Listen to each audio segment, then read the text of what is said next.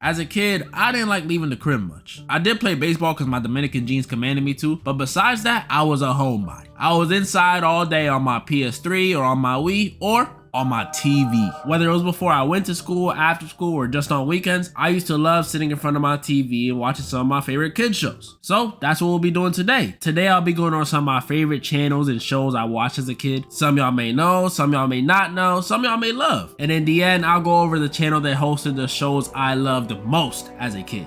I'm starting off with debatably the GOAT of kids channels, PBS Kids. Now you see, the good thing about this channel is you could be dirt poor, but as long as you had a TV, you could watch shows on here. And honestly, PBS is better than me because with the amount of bangers they produced, man, all them poor kids would have been looking at straight static. I would have been charging Clifford the Big Red Dog, Sid the Science Kid, Cyber Chase, Arthur, Wildcrat, Word Girl. Every single one of these shows I didn't watch, but a lot of people liked them. Asked my mom the other day if I liked Clifford. She said I was never into it. I don't know. Sid the Science Kid, he was just hard to look at. They try to give him dreads and stuff, but that ain't help. Cyber Chase and Word Girl, what do I look like, a nerd? Wildcrats, I was too old. And Arthur, I don't know, I just thought he was boring and looked like a dweeb, which kind of came full circle when in middle school some kid posted a picture of me on his Snapchat story saying I look like him, so sorry, Arthur. These shows just weren't my style. They weren't my jam. It is just too ugly. I was more interested in elegant stuff. Curious George, Magic School Bus, Dragon Tales. Now these were the shows I was excited to watch. Magic School Bus was dope. Miss Frizzle was always taking the kids down some random orifice or some random homeless dude's body. It was great. Curious George, he was just a silly monkey. He was just enjoyable to watch. And Dragon Tales, come on, they're dragons. They had a pink one, a blue one, twin dragons. They even had a disabled dragon for some reason. But my favorites on PBS Kids were easily Teletubbies, Sesame Street, and Barney. Sadly, I was not into Thomas the Tank Engine. I know. I'm sorry, but his eyes and their faces used to scare me.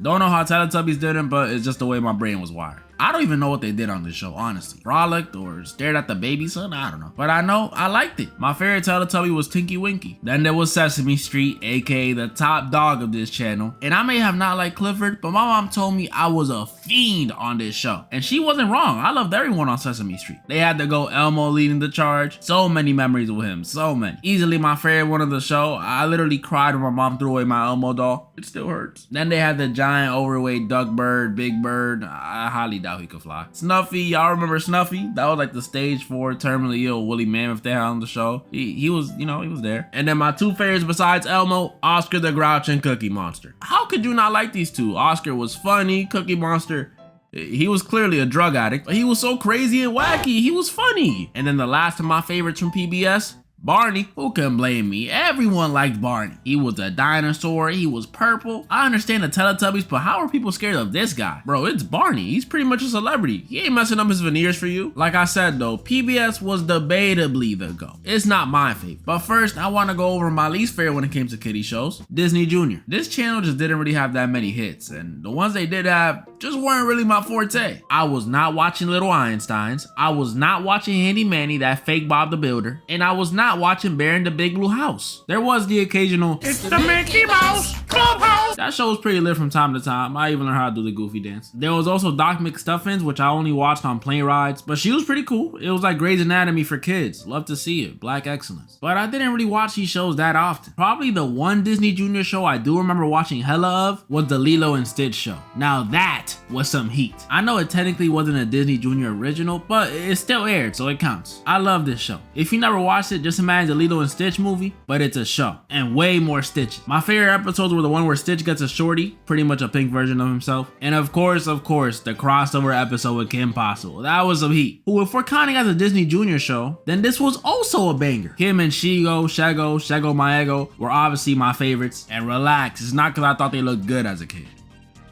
You got me. The rest of the cast was alright. We had Ron, who was supposed to be like the love interest, but come on now. We all know he was just the gay best friend. We had the fat black dude. He was like the hacker one. He was chill. And then we had my least favorite of the main cast, Rufus. He was just chopped. He was Ron's naked mole rat. Who is owning this? But the show was good. It was fun. It was cool. It was fun to see Kim go on these spy missions. And Ron always messed something up. But that was just Disney Junior. That's not even me bringing up Disney's other kid channel that I want to talk about, Disney XD. But before I talk about Disney XD, I need to talk about its predecessor. And I'm not gonna lie, if you were born after 2006, you probably have never heard this channel. But let me tell you about it, because it was amazing. Jetix. My late 90s and early 2000 viewers, I know y'all feel the nostalgia. I know y'all feel it. This channel had nothing educational. It was literally just Disney XD before Disney XD. Except its shows were debatably, not even debatably, its shows were better. This channel had shows like Sonic X, which I already know, a banger. Yin Yang Yo, Totally Spies, Power Rangers SPD, Power Rangers Mystic Force, Power Rangers Ninja Storm, and the best Power Rangers series, Power Rangers Dino Thunder. Honestly, I loved all of them. I was always the Red Ranger, but this one holds a special place in my heart. This channel also had Puka. Y'all know that show where the little ninja dude is running from that girl who can't take no for an answer. It was fire. I loved that one as a kid too. And not only did it have great shows, but this channel was also low-key my introduction to anime. It had another show I loved, specifically Digimon Frontiers, which unironically has one of the best openings of all time. Go listen to it, please. Then they had my go-to Mega Man, NT Warrior, and Beyblade, the original one. Oh my goodness, was I obsessed, especially with Mega Man. Bro, I wanted to be him. And of course, you know I can't forget my favorite of the marketable animes, Yu-Gi-Oh! Me and my brother loved this show. We had DVDs, we had action figures, we had cards. I just said had. I still have cards. Let me show you. Check them out, check them out. Just like Mega Man, bro, I wanted to be Yuki. I said the story in one of my old vids how I wanted to dye my hair purple, gold, and black to match him. It was that serious. I was willing to become emo for Yugi. That's just how much I love this show and all its characters. I even loved Kaiba, and his whole purpose was to hate on Yugi and Joey. Mokuba, make sure Wheeler's late.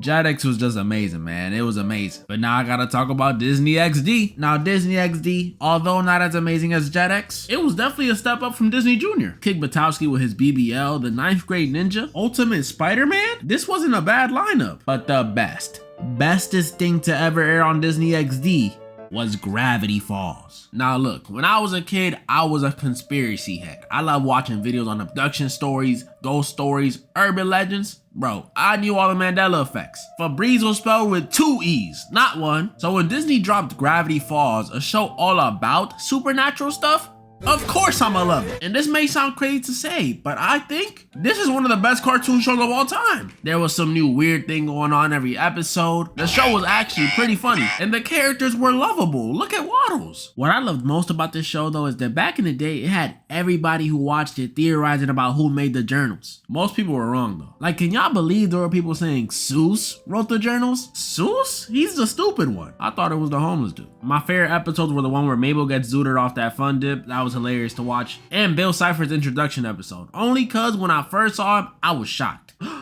It's the Illuminati. I could honestly make a whole video on this show, but now I want to talk about one of my favorite channels, Nick Jr. Nick Jr. was definitely my second, if not favorite channel to watch as a kid. This channel had straight 10s. Yo Gabba Gabba, 10. Lazy Town, 10. Wow Wow Wubsy, 10. Max and Ruby, 10. Wonder Pets, 10. Pinky Dinky Doo, 10. Bro, they even had an Asian Dora. Ever heard of Little Bill? Nah, I'm just joking. It's Ni Hao Kai Lan. I did like that show though. All these shows were great. Sporticus had me doing push-ups. Pinky Dinky Doo had me brainstorming. Max had me hating my sibling. Hotland had me ordering Chinese food in Mandarin. Bro, I even enjoyed the Fresh Beat Band. And oh my goodness, these dudes have me wanting to sip smoothies and hit the stanky leg. But although these shows are great, they ain't even scratching my top 4 on this channel. My top 4 were The Backyardigans, Blue's Clues, Dora, and one more I'm gonna mention in a second. The Backyardigans, come on now, definitely up there. If you ain't watched this when you was young, you missed out. The adventures, the characters, the music. I know y'all ain't forget the music. Castaways. We are castaways. Look at them, they're hitting that. I've always been a Pablo kind of guy myself, but I liked everyone else too, except Austin. I don't know why, but every time I turned on the TV, he was barely in any episode. You think you're too good for me? Blue's Clues, man, this was one of my go-tos. We just got a letter. We just got a letter. Oh my goodness, I'm old. I for real love this show so much. Seeing Blue and Steve, my goat Steve, going on little adventures, teaching us how to tell time, learn about physics, how to jump through paintings, was all so great. makes me want to shed a tear. I just can't believe they replaced him twice and made Blue 3D. Like, what is this? Dora, I know a lot of people hate on her, but this girl and her cousin Diego were a huge part of my childhood. And not just them, because unlike Kylan, Dora's side cast was actually memorable. We had Boots the albino monkey, Swiper the shiesty fox, Betty the blue bull, that ugly yellow bridge troll. Bro, even her map and her backpack were characters. Who's doing it like her? I always wondered though, if Backpack can talk and move and stuff, can he like feel when people are reaching inside of him to pull stuff? I don't even want to think about it. I also love that she was bilingual, teaching us English and Spanish at the same time. Shout out to all my No Sabo kids. And what I loved about Dora the most is that she made me feel so involved. Every time Attention Star Swiper pulled up trying to fleece something off somebody, Dora would have me saying, "Swiper, no swiping! Swiper, no swiping!" Oh man! And the best part was, even if I was feeling lazy that day or just didn't feel like talking, her and Boots would still get it done, so it wasn't too much pressure on me to do it. The hate this girl gets just doesn't make sense to me. I mean, sometimes she does stare a little too long when waiting for an answer, but she's just giving the stupid kids extra time. That ain't her fault. I loved her so much, I think she even affected my real life, honestly. Because ever since meeting Dora, I've had like this natural affinity or bond with every Mexican I've met. My first grade crush, Mexican. My elementary best friend, Mexican. My high school best friend, Mexican. My DoorDash driver, Mexican. And what did I order? Italian, but I could have gone for some Mexican. If this continued, I might have became Mexican. Y'all would have been getting like 5 videos a day. But my favorite show to watch on Nick Jr. was The Upside Down Show. Shout out to the 3 other people that know this show. A lot of y'all probably don't know what I'm talking about, but hear me out. It was this weird Australian show, I know, that would play on Nick Jr. at like 11 p.m. Yes, I was staying up for this. Where these 2 dudes, one baldwin, would go on these little adventures, whether it be to the park, the movie theater, other places. And the whole time, we the viewer would help them get to where they need to go. But it wasn't all some Dora stuff, some, "Do you know where the bridge is?" No. We would use our real life remote to speed them up, slow them down, turn off the lights. It was some really cool interactive stuff. And not only that, but everything in this show was acted out by these 2 dudes. Like everything. Sound effects, objects hitting them. They even had these little action sequences where they would use their fingers to parkour. It was so cool. Like, I love this show. But sadly, Nick Jr. canceled it after only 13 episodes. I know. I can low-key see why. It was a bit odd and felt like a fever dream sometimes, but man, please, those of you who rock with me, I mean really rock with me, when you're done with this, just watch 1 episode, just 1, please. And now, for my favorite channel to watch as a kid, Cartoon Network. This channel during the early 2000s and even some of the 2010s was just a definition of perfection. When I would come out of school, this channel was my first option every single time. Unless SpongeBob was playing, I was on Cartoon Network enjoying shows like Ed, Edd and Eddy, The Grim Adventures of Billy and Mandy, Dexter's Laboratory, Codename Kids Next Door, Foster's Home for Imaginary Friends, Star Wars The Clone Wars, Teen Titans, The Misadventures of Flapjack. It's too many bangers. That's not even me talking about the 2010 shows. Regular Show, Adventure Time, The Amazing World of Gumball, Steven Universe, even their old shows that I'd watch on Boomerang. Yeah, some of y'all remember Boomerang. We're goated. Johnny Bravo, Cow and Chicken, Jetsons, Flintstones, Looney Tunes, Baby Looney Tunes. It's just so much peak. What is this LeBron James longevity? I don't think I could go over how much I love these shows in just one video. Honestly, it might need its own. But I can go over one of my favorites from each era. Powerpuff Girls, unironically one of the best superhero shows ever. Better than the CW Flash. Go at me. This show was so good. I remember kids at school would tell me, that's a girl show. You're not supposed to be watching that. But I would still come home and watch it. That's how you know it wasn't a sexist baby. I loved all 3 of the girls, but my favorite one had to be Buttercup. Had to. Sorry, Blossom and Bubbles fans, but Buttercup was just the best one. She had that tough energy. My favorite episodes were the one where they sing a song about love, then cripple a clown right after, and the Rowdy Rough Boys one. That one was dope. Then there was Ben 10. I've said this before, but easily best Cartoon Network show of this era. Or bare minimum, tied for first. Courage the Cowardly Dog was fire. He's getting his own vid. Love this show so much though. I remember I had an Omnitrix toy, the plastic one though, not the digital one.